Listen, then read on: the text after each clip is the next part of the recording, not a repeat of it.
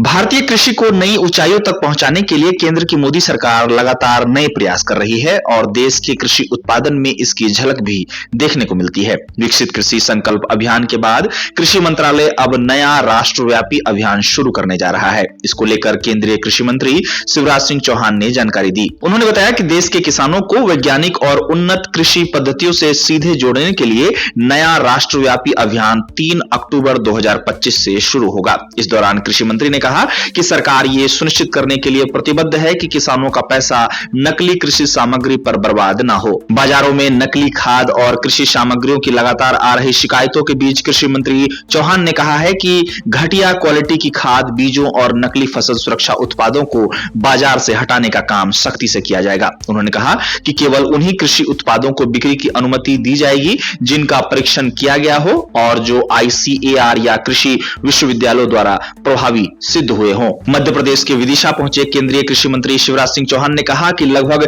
30,000 उत्पादों में से केवल 682 ही वैज्ञानिक मूल्यांकन पर खड़े उतरे हैं। वे इस दौरान इस मामले की गंभीरता को रेखांकित करते हुए दिखे, जिसमें उन्होंने कहा कि अगर नकली कृषि उत्पादों से किसानों की फसलों को नुकसान होता है तो किसानों के साथ धोखाधड़ी करने वाली कंपनियों का लाइसेंस रद्द किया जाएगा और जुर्माना भी लगाया जाएगा। साथ ही चौहान ने कहा कि अब विक्रेताओं द्वारा किसानों पर अनावश्यक या असत्यापित उत्पाद थोपने के दिन अब लद गए हैं। गौरतलब है कि केंद्रीय कृषि मंत्रालय लगातार उन कंपनियों पर एक्शन ले रही है जो किसानों को नकली और अप्रभावी कृषि उत्पाद बेचकर नुकसान पहुंचाने और धोखा देने का काम कर रहे हैं। कृषि मंत्री का कहना है कि किसानों के साथ धोखा करने वालों को किसी भी सूरत में बख्शा नहीं जाएगा।